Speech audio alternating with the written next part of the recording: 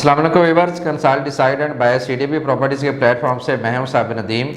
Viewers, आज की video में मैं आपके साथ रायबन रोड पे लोकेटेड एक ऐसे सोसाइटी के बारे में डिस्कस करने वाला हूं जिसमें आपको बहुत ज़बरदस्त लिविंग स्टैंडर्ड प्रोवाइड किए जा रहे हैं। इसके अलावा आपको 24/7 वहाँ पर सिक्योरिटी प्रोवाइड की जा रही है, मेंटेनेंस वहाँ पर ज़बरदस्त मौजूद है, इंफ्रास्ट्रक्चर वहाँ का बहुत ज़बरदस्त मौजूद है। और इसके अलावा ये ऐसी सोसाइटी है जिस सोसाइटी में ना सिर्फ बैरिया टाउन बल्कि रायबन रोड की सबसे बड़ी कमर्शियल हब भी बनाई जा रही है। जी हाँ, मैं बात कर रहा हूँ बैरिया ऑर्चर्ड के फेज़ 4 की जो मेन रायबन रोड पर लोकेट करता है। अगर इसकी लोकेशन के बारे में मैं आपको फर्दर थोड़ा सा बताऊँ तो आप जैसे ही अड्डा प्लॉट से थ्रू रायबन रोड आप मेन रायबन सिटी की तरफ ट्रैवल करते हैं तो हार्डली 4 to 5 मिनट्स की ड्राइव पे आपके बिल्कुल लेफ़्ट साइड पे बैरिया ऑर्चर्ड फेज़ 4 की ग्रैंड एंट्रेंस आती है, जिससे आप जैसे ही एंटर होंगे तो आपके लेफ़्ट राइट पे मेन बुलेवार्ड पे आपको रायबन रोड की सबसे बड़ी कमर्शियल हब बनी हुई नज़र आएगी, जहाँ पर बहुत से इस वक्त मॉल भी अंडर कंस्ट्रक्शन है और फ्यूचर में जो एक बहुत बड़ी कमर्शियल हब जहाँ पर बनेगी जो डेफिनेटली इस पूरे रायबन रोड की एक पहचान बनेगी। फेज़ 4 की अगर बात करें तो इसके 7 ब्लॉक्स है जो G1, G2, G3, G4, G5, G6 और G7 से के नाम से काउंट किए जाते होते हैं। और आज की वीडियो में मैं पार्टिकुलरली आपके साथ G3 और G4 के बारे में डिस्कस करने वाला हूं। इस वीडियो में हम ये डिस्कस करेंगे कि G3 और G4 ब्लॉक जो है इसमें प्लॉट्स की कटिंग कौन कौन सी हैं, कितने मरले के प्लॉट जहां पर मौजूद हैं, उनकी प्राइसेस क्या हैं, वहां पर आपको कौन सी अमेनिटीज़ प्रोवाइड की जा रही हैं, वहां पर डेवलपमेंट का स्टेटस क्या है, वहां पर रेजिडेंस का स्टेटस क्या है, वहां पर कितने घर आबाद हो चुके हुए हैं और इसके अलावा वहां पर उसका इंफ्रास्ट्रक्चर कैसा है। ये सारी चीज़ें आज हम जो है इस वीडियो के अंदर डिस्कस करेंगे। हम सबसे पहले इसकी लोकेशन की बात करते हैं G3 और G4 ब्लॉक की, जो कहाँ पर लोकेट करते हैं। अब जैसे ही फेज़ 4 के मेन गेट से एंटर होंगे और आप मेन बुलेवार्ड पे स्ट्रेट ट्रैवल करेंगे तो आप पहला गोल चक्कर आएगा। उस गोल चक्कर को आपने जैसे ही क्रॉस करना है तो आपकी लेफ्ट साइड पे G3 ब्लॉक आएगा और राइट साइड पे G4 ब्लॉक आएगा।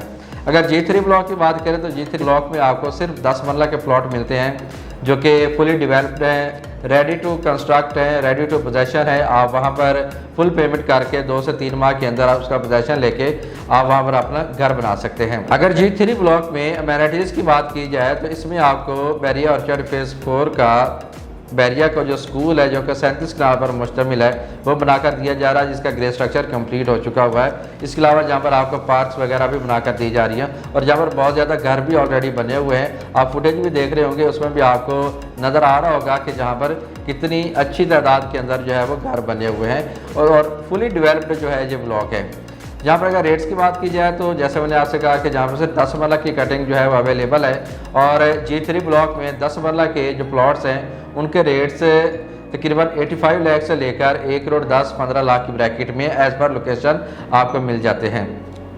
इसी तरह इसके बिल्कुल अपोजिट साइड पे और मेन बुलेवार्ड पे फर्स्ट राउंड अबाउट से टूवर्ड सेकंड राउंड अबाउट जब आप ट्रैवल करते हैं तो आपकी राइट साइड पे बैरिया ऑर्चर्ड फेज़ 4 का G4 ब्लॉक आता है।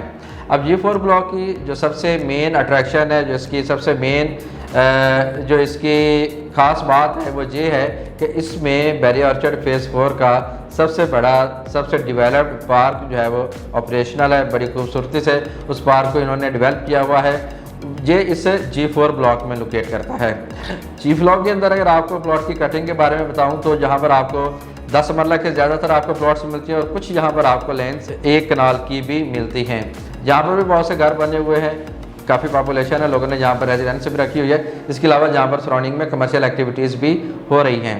अगर यहाँ पर रेट्स की बात करूँ तो G4 ब्लॉक में आपको 10 मरले का जो प्लॉट है वो तकरीबन आपको 85 लाख से लेकर 1,10,00,000 1,20,00,000 की ब्रैकेट में मिल जाता है। और अगर 1 कनाल की बात करें तो जहाँ पर आपको 1 कनाल का जो प्लॉट है वो आपको तकरीबन 1,30,00,000 से लेकर 1,90,00,000 की ब्रैकेट में मिल जाता है। तो ये तो मैंने आपके साथ थोड़ा सा डिस्कस कर दिया कि जहाँ पर प्लॉट्स की कटिंग कौन सी है, जहाँ पर डेवलपमेंट कैसी है, जहाँ पर अमेनिटीज़ कौन सी दी गई हैं और इसके प्लॉट्स के रेट्स जहाँ पर क्या हैं।